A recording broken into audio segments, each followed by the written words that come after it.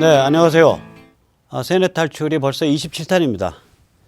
요즘 뭐 하도 정신이 없어서 막 그냥 방북 번개팅도 이루어지고 뭐 국민들은 최소한 언론 보도에 의하면 다 개돼지가 된 것 같고 언론 자체가 개돼지들에만 앞장서서 온 국민을 개돼지로 이끌고 있고 그래서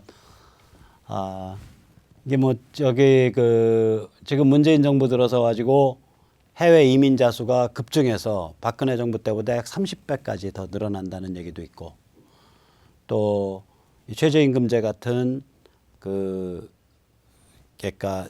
그릇된 정책, 최저임금제 상승과 같은 그릇된 정책 때문에 하위 10%의 소득이 형편없이 낮아졌다는 그런 비보도 있지만 역시 여전히 백모의 세뇌 탈출은 당분간은 이 북한과의 문제, 북핵 문제, 북미 문제 이런 문제에 집중을 좀 해서 다뤄야 될 것 같습니다. 한마디로 말씀드리면 요즘 이제 하도 막 뭐 짝짝꿍하고 그냥 뭐 형제처럼 서로 대하고 그리고 이런 풍조가 너무 만연을 해서 이게 완전히 한국 사회가 사이코패스가 된 거 아닌가 이런 생각이 들어요. 그러니까 사이코패스의 특징이 뭐냐면 이 도덕적 감각이 없어지는 거거든요. 그러니까 이 사람을 죽여도 거기에서 아무 도덕적인 죄책감 못 느끼는 거. 때려 죽여도 그렇고 고문해 죽여도 그렇고. 이게 북한과 같은 이런 인류 최악, 인류 최후의 아주 참혹한 전체주의 사교 체제에 대해서 그 체제가 가진 대량살상 무기와 핵과 탄도미사일을 없애기 위해서라도 그 목적으로 서로 외교를 하고 이야기를 한다 그래도 일반인들 또 지식인들 언론은 거기서 뭔가 도덕적 딜레마를 느껴야 되거든요. 그럼 얘들한테 면죄부 줄 거냐, 얘들을 사람 대접해 줄 거냐, 얘들의 체제가 온전되는 걸 내버려 둘 거냐, 그럼 도대체 선과 정의는 어딨냐, 기준은 어딨냐, 이런 도덕적 딜레마를 느껴야 되는데 우리 사회는 그런 도덕적 딜레마를 느끼면은 극우라고 불렀습니다. 그걸 극우라고 규정한 지가 오래되고요. 지금은 그 도덕적 딜레마가 없는 상태가 너무 자연스럽고 너무 상식적인 게 돼서 드디어 한국 사회 전반적으로 한 20% 30%의 사람을 제외하고는 언론까지 포함해서 사회 지도층, 지식층까지 포함해서 이런 도덕적 딜레마가 전체가 없는 상태가 됐어요. 이거는 사이코패스가 된 거죠. 슬픈 일이죠. 근데 이제 하나 그래도 용서할 수 있는 건 이런 상태를 전쟁이냐 평화냐라는 딜레마에 갇히게 되면 인간이 이렇게 개돼지가 되는 거예요. 다른 나라들도 그랬어요. 이 딜레마를 저희가 슬기롭게 빠져나올 수 있는 그런 계기가 곧 있었으면 좋겠습니다. 이 사이코패스들의 평화축제죠. 자료화면 좀 보시죠. 며칠 전에 이게 그래서 다 밝혀졌음에도 불구하고 공식적인 해명, 조선일보 해명, 또 이것은 무슨 기자의 해명 없었죠. 양승식 기자. 폼페이오의 트위터를 오역을 했든지 조작 번역을 했든지 여긴 뭐 조작 번역이라고 썼지만 저는 오역일 가능성도 있다고 봐요. 양 기자의 영어 실력이 고등학생도 안 될 수도 있으니까. 이 폼페이오의 그러니까 stay focused, it's about outcome, it's about making America and the world safe. 그러니까 딴 놈 팔지 마. 헛짓하지 마. 이거는 결과에 대한 거야. 이거는 미국과 세계를 안전하게 만드는 그런 일에 관한 거야. 이렇게 이제 그게 제가 좀 착각을 했었는데 이게 발표 시점에 대해서 착각했는데 이게 방북 번개팅 후에 나온 거예요.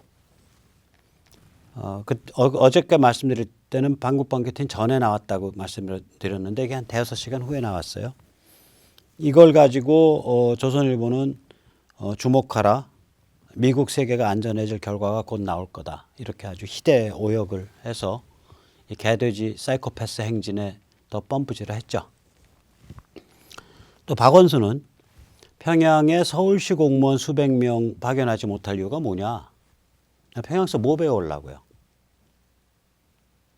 거기서 아즈텍, 잉카 신전과 같은 의시시한 신전에 김일성, 김정일 부자의 그 미이라를 모셔놓고 사교 숭배하고 있는 그거 배울 건가요? 공개 처형하는 거 배울 건가요? 인권 유린하는 거 배울 건가요? 그러니까 이런 얘기들을 이제 막 그냥 공공연하게 이제 하는 거죠. 그리고 이게 마치 민족의 평화를 위한 진보적이고 그 진취적인 개념 있는 태도인 것처럼 이제 사회의 그 기준을 그렇게 몰고 가고 있는 상태죠. 그러니까 이건 완전히 이제 사이코패스들의 평화 축제가 됐어요.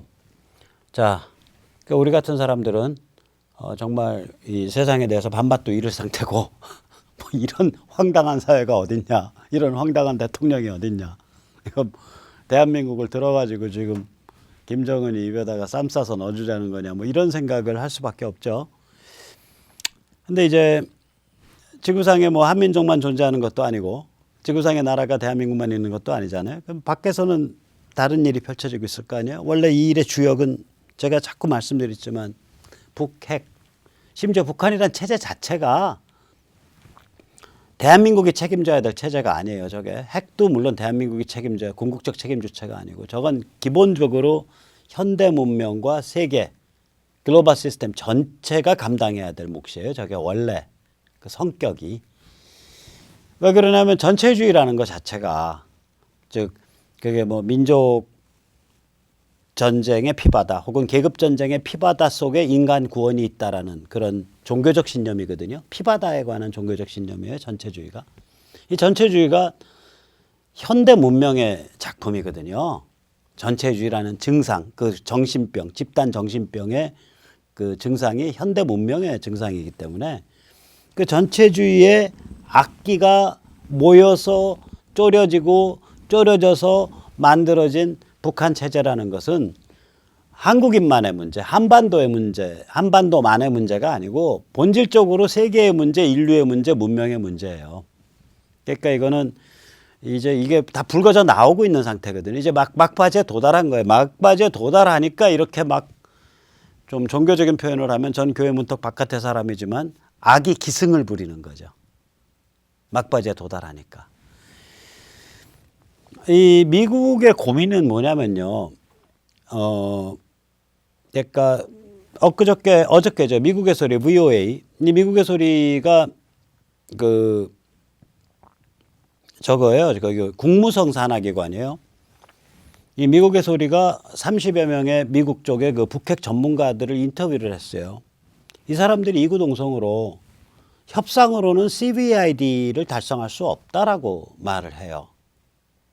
우리 이 말 뜻을 가만히 두 가지 점에서 생각을 해봐야 돼요.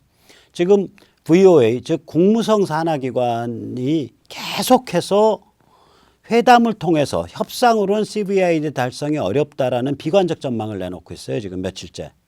원래 국무성은 협상의 주체잖아요. 외교의 주체인데 거기에 대변인 역할을 하는 VOA가 계속 이거를 퍼뜨리고 있다는 거. 이 메시지를 발신하고 있다는 거. 협상으로 CVID 달성이 어렵다는 비관적 전망을 계속 발신하고 있다는 걸 주목해야 되고요. 두 번째 우리가 한번 생각해 볼 게 협상이라는 게 뜻이 뭐냐 이거죠. 이건 뭐냐면 김일성 사교 체제의 존속을 뜻하는 거거든요. 그러니까 협상으로는 CVID 달성이 불가하다라는 명제는 다르게 바꾸면 김일성 사교 체제가 존속되고 상태에서는 CVID가 불가능하다. 이게 미국의 고민이에요. 그러니까 틸러슨 국무장관 때 4가지 안 하겠다 그랬잖아요. 그 4가지 중에 하나가 자기들이 체제 변경할 뜻 없다. 레짐 체인지 할 의사 없다예요. 그거 그 4가지 안 한다는 거 아직 부정은 안 했는데 제가 보기는 4가지 안 한다. 체제 변경 없이 레짐 체인지 없이 비핵화 CVID 달성하겠다라는 얘기는 외교적 수사고 실제 지금 당면에 있는 진실은 뭐냐면 이 체제 변경 즉 사교 체제 변경 없이 즉 사교 체제를 존속시키고서는 CVID를 달성하는 게 불가능하다. 협상으로는 CVID 달성이 불가능하다. 이게 진실인 것 같아요. 그다음에 두 번째로 지금 미국이 부닥치고 있는 거는 한국의 배신이죠. 여기에 대해서 이제 어저께 월스트리트저널에 그 사설이 있어요. 단적으로 말하면 문재인은 북한과 동일한 입장이라는 거예요. 그러니까 그냥 문장을 읽어드릴게요. 문재인 is pressing the U.S.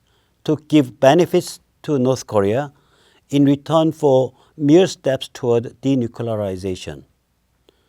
문재인은 미국을 압박하여 비핵화에 대한 조그마한 형식적인 발걸음이라도 북한이 취하게 되면 그에 대해서 미국이 그에 상응하는 스텝 바이 스텝에 혹은 스텝을 넘어서는 엄청난 그 혜택을 북한에게 베풀도록 미국을 압박하고 있다. 지금 월스트리트저널 얘기예요. 그 다음번 문장이 의서사합니다. He has adopted the North position that the negotiations should agree to phased and synchronous measures. 그러니까 단계적 비핵화 또 단계에 따른 매번 그 살라미 방식으로 매번 이렇게 보상해 주는 방식의 비핵화가 돼야 된다라는 북한의 입장을 문재인이 채택했다예요. 즉 문재인은 북한과 동일한 입장이고 한 통속이다라는 얘기입니다. 이게 어저께 월스트리트저널의 얘기예요.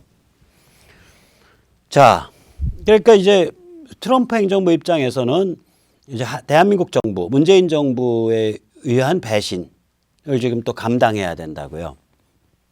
두 가지 문제가 다 있는 거죠. 그러면 이제 이럴 때는 뭐 골 아프니까 본질적인 걸 봐야 돼요. 딱 그 핵심을.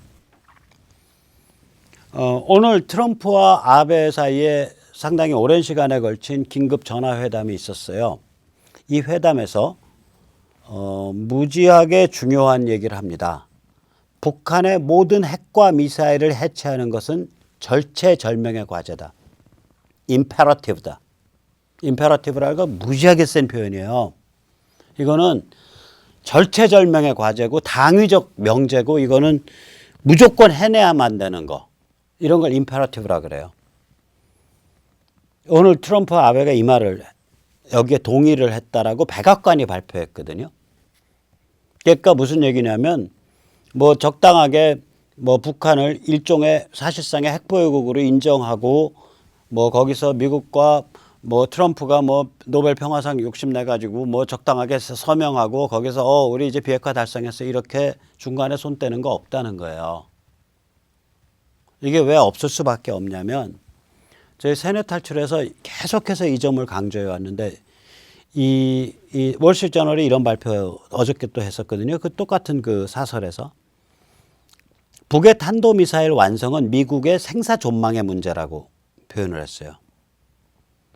그러니까 미국과 일본에 있어 For the US and Japan, however, Kim's nuclear-tipped missiles 북한의 그러니까 핵탄두를 탑재한 미사일이라는 건 are an existential threat.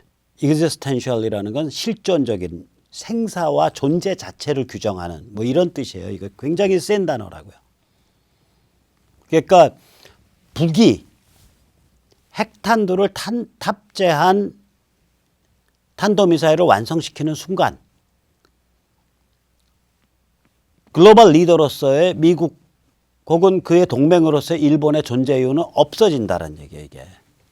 그 정도로 심각한 문제예요. 그 사람도 그렇게 보고 있다고요.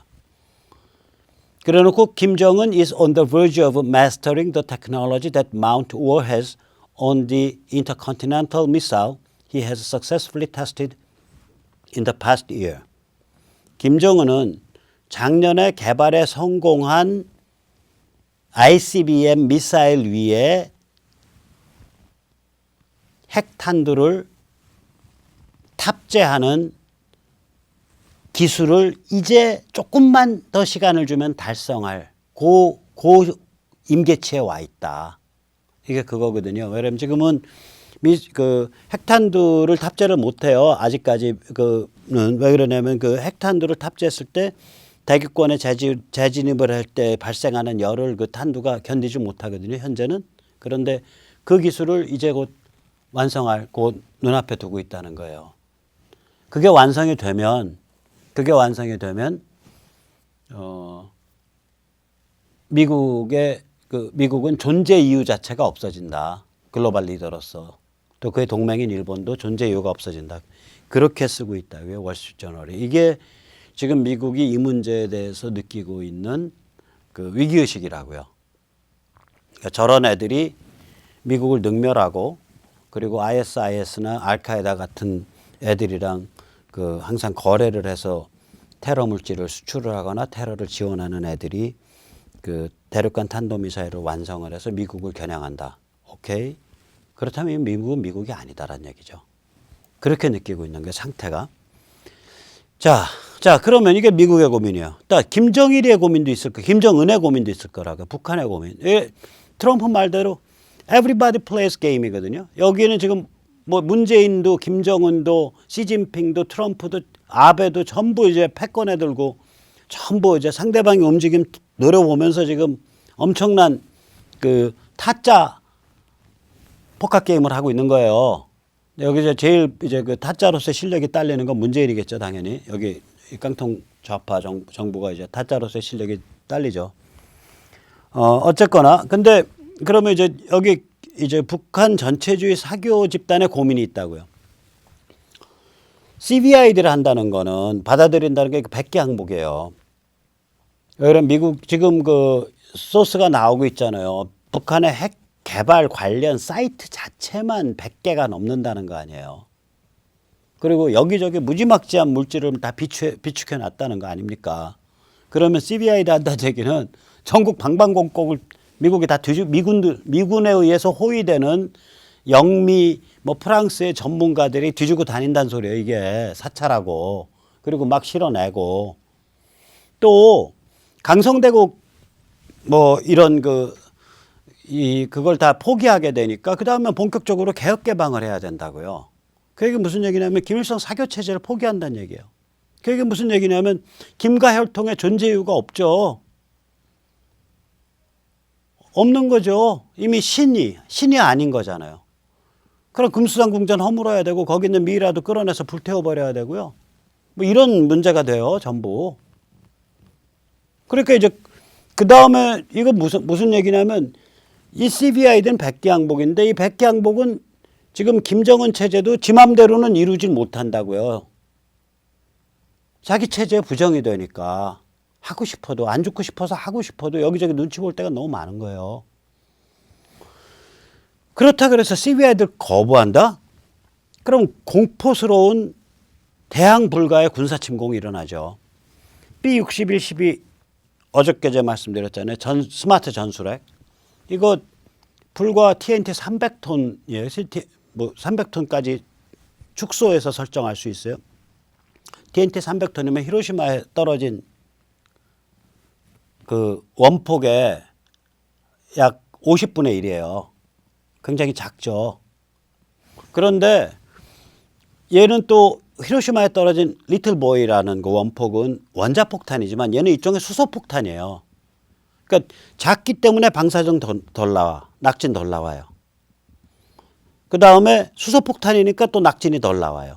제가 어저께도 말씀드렸지만 수소폭탄은 중성자를 배출해서 그 뒤에 남는 그 오염이 작아요. 오히려.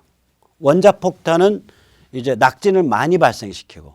그러니까 얘는 낙진이 굉장히 작게 발생하는 놈이라고요. 그리고 그 블라스트 일드, 그러니까 폭발력 자체는 히로시마의 약 50분의 1까지도 축소될 수 있어요. 히로시마도 그렇게 폭발력이 큰 건 아니었다고요. 문제는 뭐냐면 얘는 땅속을 파고들어 터져요. 굉장히 정밀하게 겨냥돼서 들어가고. 그 땅속에서 터지게 되면 폭발력은 50분의 1로 축소됐는데 파괴력은 땅이 다 뒤집히고 흔들려 버려갖고 파괴력은 25배까지 높아져요. 다시 말하자면 히로시마의 50분의 1짜리가 폭발력이 파괴력은 히로시마의 절반이 나온다니까요. 크기도 안 커요. 뭐 한 3m 한 5, 60? 직경이라 그래봐야 한 30cm 요만하고. 그러니까 이런 애가 전폭기에 실려서 그냥 떨어지거든요. 이런 거라든지 토마호크라든지 항모전단, F-22 랩터, F-35, B-1B, B-2 이런 게 지금 줄줄이 다 여기에 다 모여 있잖아요. 지금 다 모여 있잖아요. 그러니까 이거는 대항 불가의 군사침공인 거예요. 그러니까 김정은이가 살아보려고 여기 튀었다 저기 튀었다 중국을 2번이나 날아가고 문재인을 저기 남쪽에 와서 판문점에서 만나고 또 이제 문재인 불러가지고 북쪽 통일각에서 만나고 난리 부르스를 치는 거예요. 또 오늘은 또 김영철이가 또 그 미국 간다면서요. 베이징 공항에서 김영철이가 포착된다 그러잖아요. 미국 가는 비행기에서. 이게 이 무시무시한 군사력인데 제가 어저께 보여드렸던 그 B-61-12 요거 다시 한번 보여드릴게요. 이게 동영상을 정리했어요. 이게 로스알라모스 그러니까 그 처음에 원폭이 개발된 그 실험 그 연구소에서 만든 동영상인데요. 여기 딱 그 부분만이에요. 비행기 띄워갖고 딱 떨어지는 딱 1분짜리거든요. 이거 한 60초짜리인데 한번 보세요. 자, 전폭기 날아 들어가죠? 날죠? 전폭기 이제 떴습니다. 저기서 전폭기 아래에서 떨어지잖아요. 돌잖아요. 돌고 있다고요. 좀 아까 여기 돌고 있잖아요. 뭔가 바짝바짝하게 돌잖아요. 돌고서 이게 약 45도 각도로 다시 한번 보세요. 조금 내려가다가 이제 확 불 뿜으면서 돌아요. 자, 여기 언저리에서 이제 불 뿜으면서 돌기 시작해요. 한번 보세요. 네, 여기서 돌아요. 네, 돌죠. 이제 도는 거예요. 네, 도는 거예요. 엄청난 속도로 돌고요. 드릴 같이 45도 각도로 땅에 딱 떨어지잖아요. 그다음 땅 속으로 쏙 들어가죠. 여기는 이제 핵탄도 안 실은 거예요. 투하 실험만 한 거예요. 땅 속에서 터지게 되니까 이 자기의 폭발력 대비 25배 정도의 파괴력을 내요. 지표에서 터진 거랑 비교하면. 그러면 이런 애들 랩터에 한 두세 개 싣고 가서 그냥 여기저기 한 뭐 주석궁에 놓고 뭐 금수산 궁전에 놓고 뭐 혁명수비대에 놓고 이래버리면 그리고 토마호크 한 동시적으로 한 1000발 떨어져 버리면 끝나는 거예요. 그냥 게임이. 이게 뭐야? 근데 어저께도 말씀드렸지만 이거 왜 안 하냐? 왜 미국이 이런 공포스러운 군사력을 다 집중시켜 놓고도 멈칫하고 있냐? 덜 익은 거죠, 상황이. 그러니까 이런 일을 벌렸을 때 발생하는 수많은 인명에 관한 문제, 그 다음에 이런 일을 발생한 다음에 북한을 이제 그 평정 접수하는 문제, 이런 데서 아직 덜 익은 게 있다고 보여요. 그래서 멈칫거리고 있다. 자, 이거 안단 말이에요. 김정은이 이제 알아요. 아니까 얼마나 겁나겠어요. 그러니까 이제 전제사방으로 뛰어다니는 거죠. 그 중에 하나가 이제 엊그저께 토요일 날에 이제 문재인 불러올려 가지고 판문점 위에서 말하자면 웰컴 투 동막골을 연출한 거 아니에요. 남북 반미 평화 연대를 연출한 거잖아요. 근데 이건 김정은 진짜 잘못 계산한 거예요. 우리 문재인 대통령도 이쪽에 문재인 대통령도 잘못 계산한 거고. 이런 일을 하면요, 미국을 더 강경하게 만들어요. 군사 침공 가능성을 더 높인다고요. 왜냐하면 이 남과 북의 손을 붙잡고 아까 월스트리트저널의 사설처럼 손을 붙잡고 미국을 그러니까 CBI들을 못 이루도록 그러니까 무늬만 비핵화를 달성하고 그냥 미국이 물러나도록 만들 수 있다. 그렇게 하겠다라고 움직이는 거거든요, 이게 지금. 그러면 미국은 대한민국이 자기 등을 안 지켜주니까 더 살벌한 폭력을 쓸 수밖에 없게 돼요. 더 빨리. 굉장히 그 위험한 도발입니다. 그래서 문재인 정부에게 다시 한번 간곡히 말을 해요. 이런 도발하지 마세요. 절대 하지 마세요. 이거 여러 사람 죽이는 도발입니다. 자, 이제 이렇게 되니까 그럼 무슨 일이 펼쳐질 거냐 앞으로. 저는 사실 이래요. 만절필동이다. 만절필동의 공자님 말씀이죠. 뭐냐면 그 중국에 있는 강들이 뭐 가다가 뭐 거꾸로 휘어서 거꾸로 흐르는 것 같기도 하고 뭐 옆으로도 휘고 뭐 이러지만 결국엔 다 동쪽으로 흘러서 남진해나 서해로 흘러든다는 우리 황해로. 옐로우시로. 그러니까 동쪽으로 아무리 꺾여도 결국 동쪽으로 흐른다. 강은. 그 얘기를 만절필동이라 그러거든요. 그러니까 지금 뭐 그게 뭐 저기 싱가포르에서 회담이 있을 수도 있고 없을 수도 있어요. 그게 어떻게 펼쳐지든 또 겉으로 뭐 미국에 속아 넘어가는 듯하게 어느 한순간에 보이든 안 보이든 결국은 완벽한 CBID에 도달할 거고요. 그 얘기 무슨 얘기냐면 아까 봤잖아요. 저 체제가 그걸 해낼 힘이 없는데. 저 체제가 그걸 못 해낸다고요. 미군에 의한 접수 평정이란 소리예요. 여기에 도달할 수밖에 없다. 그러면 미군에 의한 접수 평정이 어떻게 일어날 거냐. 그러니까 협상에 의해서 CBID에 못 도달한다는 얘기는 지금 북한 체제, 북한의 김일성 유일사상 체제로 CBI에 못 도달한다는 얘기거든요. 김일성 사교로는. 왜냐하면 CBID 가는 순간 그 사교 체제의 기본이 다 허물어져 버리니까. 그러면 결국은 협상에 의해서 못 도달한다는 얘기는 미군에 의한 접수 평정에 의해서 도달한다는 얘기예요. 이렇게 복잡하게 꼬일 때일수록 간단한 명제로 정리해야 돼요. 그러니까 간단한 명제가 나올 때까지 생각을 이렇게 포커스를 좁혀가야 된다. 그 오캄스 법칙이라 그러잖아요. 오캄의 법칙. 그러면 결국은 미군에 의한 접수 평정 첫 번째 하는 청 스타일의 접수 평정이 있겠죠. 문 열어줘서 접수하는 수가 있죠. 지금 뭐 김정은이 문을 열어줄 수도 있고 자기 살겠다고. 혹은 김정은을 잡아 죽인 실세들이 문을 열어줄 수도 있죠. 이건 여기 이제 이자성이랑 여기 오삼계를 얘기를 들었는데 이자성이가 명나라 말기에 반란 일으켜서 북경을 접수를 했단 말이에요.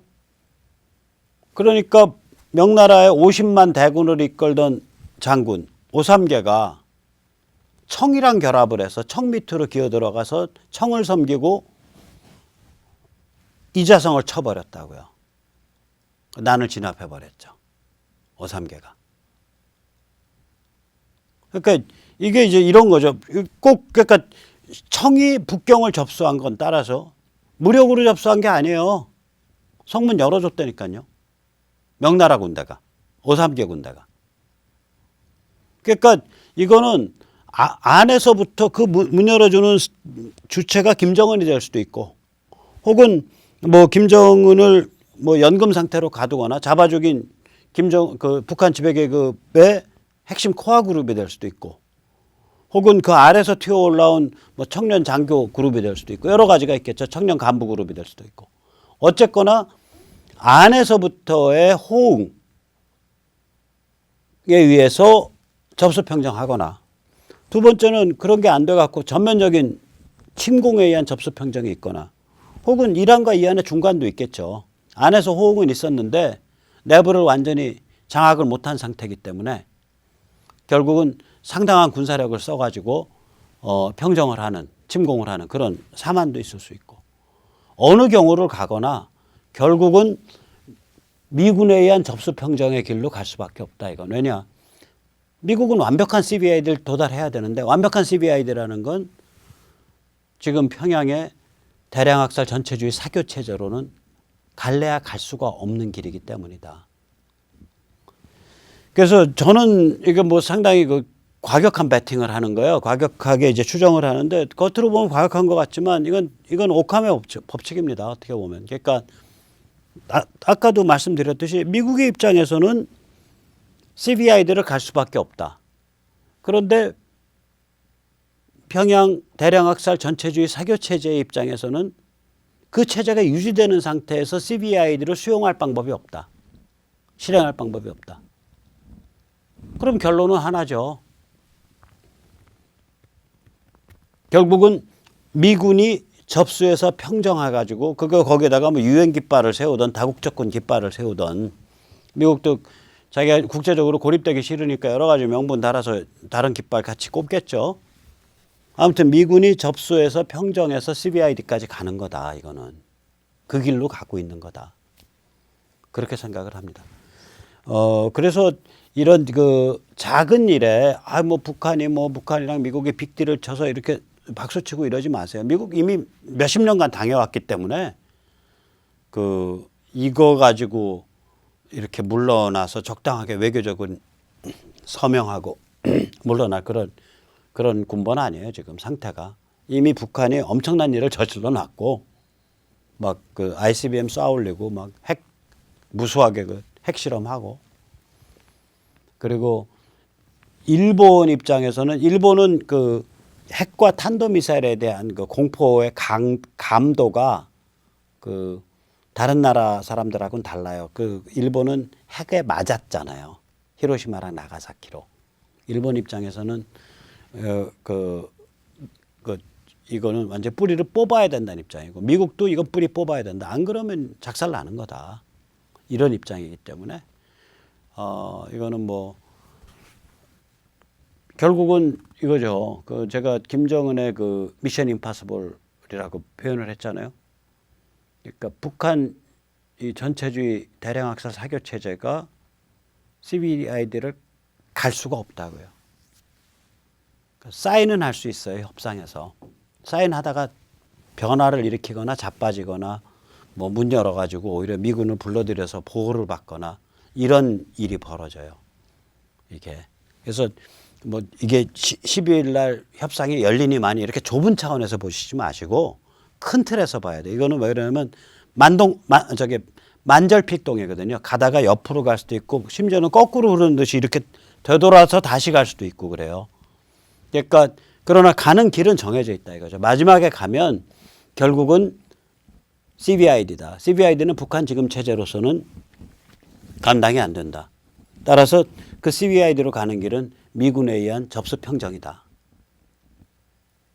그리고 다른 한편으로 생각하면 협상이라는 건 결국 지금 체제의 유지 온전이다. 지금 체제가 유지 온전된 상태에서는 CVID가 진행이 못 된다. 이런 큰 틀을 보시고서 그래서 미국이 저렇게 군사력을 동아시아에 집중시키고 있구나. 이런 큰 틀을 좀 보시고요. 참고로 다른 말씀 드릴게요. 미국은요, 꼭 그렇게 처음부터 음흉한 작전을 세우지는 않는데 뒷심이 좋아서 당한 놈 입장에서 보면 무지하게 음흉한 거예요. 미국은 굉장히 뒷심이 좋아요. 아시잖아요. 예를 들어서 제1차 세계대전 마음으로는 굴뚝 같죠. 참전해가지고 바로 그냥 독일 쥐어 패고 싶죠. 왜냐면 자기 형제국인 영국이 다 하고 있는데 영국이 막 자빠질 지경으로 몰렸는데 전쟁 안 하잖아요. 끝까지 안 했어요. 언제까지 안 해요? 3년 동안 안 했어요. 3년을. 전쟁 안 하고 계속해서 영국에 물자만 수출했다고요. 그 물자 그렇게 수출하니까 독일 유보트가 참지를 못하고 독일 잠수함이 미국의 상선을 공격하잖아요. 대서양에서 물자 못 가게 하려고. 그러니까 이제 미국이 그때서야 우리가 자유무역을 하는데 니까지 것들이 뭔데 임마 우리 배를 깨. 그러고서 바로 참전해서 1년 만에 독일을 아작을 내버리죠. 1차 세계 그랬거든요. 2차 세계대전 똑같아요. 2차 세계대전을 유럽 역사학자들은 2차 세계대전 시작을 1939년 나치가 폴란드를 침공해서 주워 먹었어요. 일부는 소련이 주워 먹고 둘이서 독소 불가침 계약 조약 맺고서 이거가 2차 세계대전 시작이라고 하지만 우리 아시아에서 사는 사람의 입장에서는 2차 세계대전 시작은 1937년 중일전쟁입니다. 중일전쟁이 딱 그해 여름에 벌어짐으로써 세계 모든 열강이 공동 관리하는 개방형 반식민지, 그러니까 주권이 그래도 유지되는 독립국의 꼴이 유지되는 개방형 반식민지인 중국을 일본이 독식하겠다고 덤빈 거거든요. 이거는 미국, 영국을 비롯한 모든 지금 기존 국제 질서랑 정면 충돌한 거예요. 특히 미영에 대해서. 그러니까 이거는 이미 어떻게 보면 제2차 세계대전을 만약에 태평양 전쟁까지, 그러니까 그렇죠. 그걸 포괄한다면 1937년에 일어난 거예요. 저의 관점에서는, 아시아에 사는 사람들 관점에서는. 참고로 영미 역사학자들, 그러니까 서구의 역사학자들도 제2차 세계대전을 두 가지 의미했었어요. 하나는 1939년에 시작된 그 나치에 의한 유럽 쪽 전쟁, 유럽과 북아프리카에서의 전쟁을 제2차 세계대전이라고 불러요. 다른 하나는 태평양 쪽 전쟁이 나중에 1941년 12월부터 시작하거든요. 진주만 공습으로. 그것까지 포함해서 제2차 세계대전이라고 부를 때가 있고, 혹은 이거는 태평양 전쟁이라고 따로 부를 때가 있다고요. 그쪽도 용어를 두 가지로 쓰는데 다시 우리 주제로 돌아가 보죠. 태평양 쪽의 제2차 세계대전은 실질적으로는 1937년 주일전쟁에서 일어났고요. 유럽 쪽의 제2차 세계대전은 실질적으로는 1939년에 나치가 폴란드를 침공하면서 일어났다고요. 그럼에도 불구하고 미국은 1941년 12월까지 제2차 세계대전에 참전을 안 하잖아요. 유럽에도 참전 안 했고 태평양에도 참전 안 했어요. 1941년 12월 6일일 거예요. 그게 12월 6일 날 일본이 진주만을 기습 공격하니까 그때 비로소 유럽과 아시아 양쪽에 걸쳐서 참전을 해서 4년 만에 대승을 거두죠. 양쪽 다 평정해버리고. 그러니까 미국은요, 뒷심이 좋아가지고요, 이 마지막 순간까지 어디로 가는지를 모르도록 펑퍼짐하게 개겨요. 이 나라가 그런 나라예요. 그러니까 이걸 요만큼 바뀌었다 그래서 여기 기레기들 날뛰듯이 이제 미국도 뭐 드디어 평양과 딜을 쳐서 드디어 비핵화 사인을 했고 어쩌고 저쩌고. 오케이, 오늘 사인한 다음에 내일 팔 수 있어요.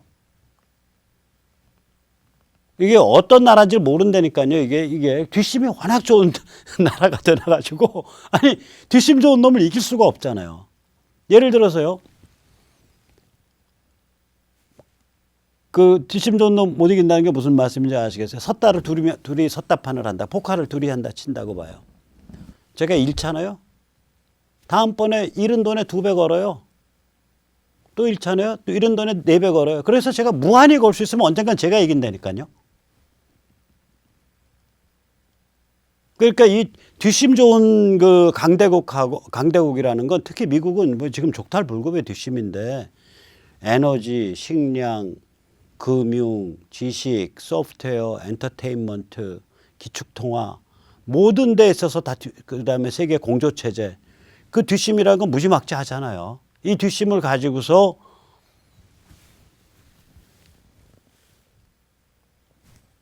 제가 보기엔 CBID를 진짜로 할 수 있는 미군에 의한 접수평정을 위한 가장 최적의 길을 찾고 있는 거예요. 이거 그냥 막무가내로 침공해서 하는 것보다는 좀 다른 방식이 있나 없나 이걸 계속 시도하고 있는 거라고요. 지금 북한 내부 엄청 흔들려 있을 거라고요. 신이 판문점을 넘어서 남을 내려가고 신이 평양을 벗어나서 판문점까지 내려와서 통일각에서 다시 또 남쪽 괴뢰 정부의 수반을 만나고 신이 짧은 시간에 2번이나 중국을 가서 시진핑을 만나고 신이 이제 싱가포르까지 간다는 거 아니에요. 이 과정에서 북한의 지배계급이 얼마나 흔들려 있겠냐고요. 심리적으로. 무지막지하게 흔들려 있어요. 그러니까 이런 여러 가지 변수들이 아주 중중이 이렇게 중중첩첩으로 이렇게 있는 거기 때문에 절대로 일희일비하지 마시고요. 딱 2가지를 우리는 보고 있으면 된다. 2가지 전제 조건을 깔고 있으면 된다고 봅니다. 미국은 CBID를 결코 양보할 수 없는 절체절명의 실존적 과제로 설정하고 있다. 그 다음에 평양의 전체주의 사교체제가 온전되는 상태에서는 CBID에 도달하지 못한다. 그 2가지의 명제는 흔들림이 없습니다. 그 2가지의 명제를 기본으로 까시고 이 지금 벌어지고 있는 그야말로 세기의 드라마를 보시면 이 지금 판이 좀 더 자세히 보이지 않을까 생각합니다. 그럼 오늘 여기까지 모시겠습니다. 감사합니다.